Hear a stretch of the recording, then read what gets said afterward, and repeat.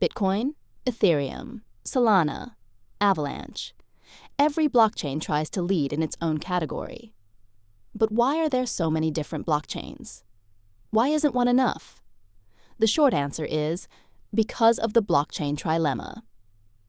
Today we're looking at what the trilemma actually means. And to understand it, we first need to know what a blockchain is. Put simply, a blockchain is a decentralized database. It stores data in a way that's permanent, publicly verifiable, and tamper-resistant.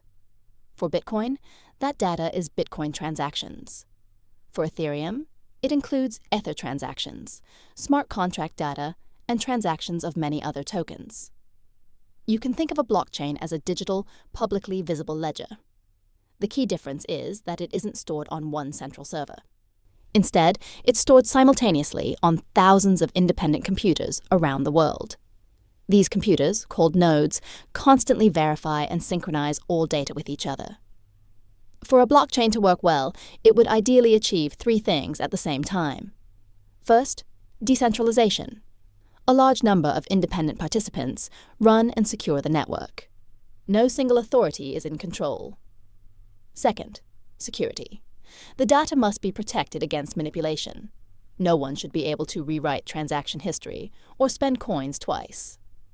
Third, scalability. The network should process many transactions quickly, cheaply, and efficiently. And this is where the blockchain trilemma comes in.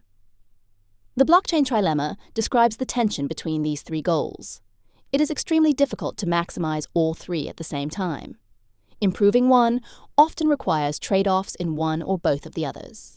It does not mean that a blockchain can only achieve two of them, but maximizing all three at once is a major technical challenge. A good example is Bitcoin. Bitcoin focuses on strong decentralization and strong security.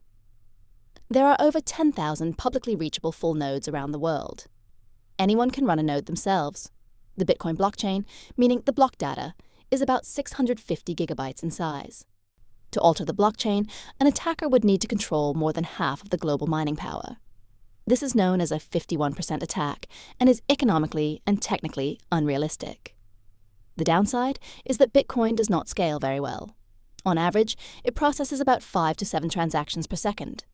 It is extremely robust, but not very fast. Solana takes a different approach. It aims to maximize scalability and throughput. In real-world conditions, Solana commonly handles between 800 and 4,000 transactions per second, with theoretical limits much higher. This is possible thanks to an efficient consensus design and very high data throughput. The trade-off is that running a Solana validator requires powerful hardware and a fast internet connection. Because fewer people can run validators, the network is less decentralized compared to Bitcoin. An important clarification: Solana validators do not store hundreds of terabytes of data. Historical data can be pruned or outsourced. The demanding hardware requirements mainly come from the high network throughput, not from storage size alone. Ethereum, on the other hand, tries to balance all three goals through a layered approach. Decentralization comes from thousands of validators.